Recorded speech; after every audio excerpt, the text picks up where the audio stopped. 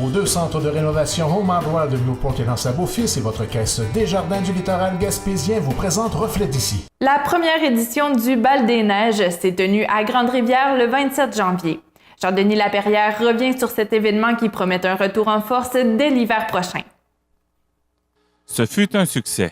Beaucoup de gens ont répondu à l'appel. Depuis l'embauche d'une nouvelle ressource, le Service des loisirs de Grande-Rivière a pour objectif, entre autres, de travailler sur plus d'activités familiales, surtout en avoir aussi l'hiver. Aussi, c'était l'occasion de voir si la population allait embarquer dans cette activité. C'est concluant car plus de 400 personnes sont venues. Brigitte Paradis, coordonnatrice des loisirs, sports et vie communautaire au Service des loisirs de Grande-Rivière, nous en dit plus. Le Bal des Neiges, c'était de faire notre première activité vraiment axée au niveau de la famille. Et aussi, on s'était dit, on ne fera pas juste des activités estivales, il faut en faire aussi hivernales. Donc, le Bal des Neiges était une première édition.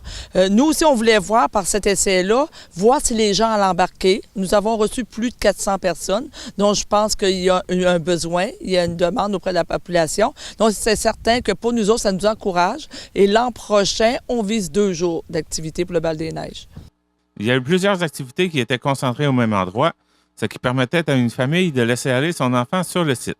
Il y a eu de la glissade sur tube, le patin, traîneau à chien, promenade en carriole, randonnée en raquette, marche au flambeau, fat bike et des jeux pour les enfants comme de la course en raquette et souk à la corde. D'ailleurs, selon Brigitte Paradis, les enfants ont beaucoup apprécié les activités. Oui.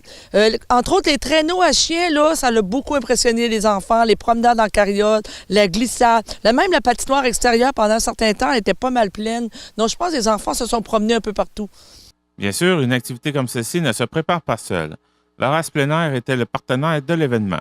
Mais il y a aussi les commanditaires, comme par exemple la Caisse Desjardins du littoral gaspésien, la pharmacie Jean Coutu, le Comité des loisirs de Grande-Rivière, le Club Optimiste, les conseillers Denis Bourdin et Gaston Leblanc. Philippe Moreau, directeur des loisirs à la ville de Grande-Rivière, tenait à souligner le travail qu'il y a derrière la préparation d'une journée comme celle-ci.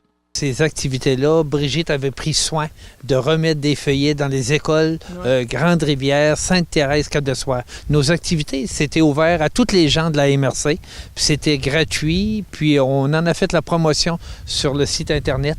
Je veux aussi en profiter, Brigitte, on oubliait le club de motoneige qui sont venus préparer le terrain. Je veux remercier le club de motoneige qui sont venus avec les surfaceuses nous aider à faire la préparation du terrain. Aussi, tous les bénévoles qui nous ont aidés lors de cette journée. Le Club Optimiste s'implique énormément.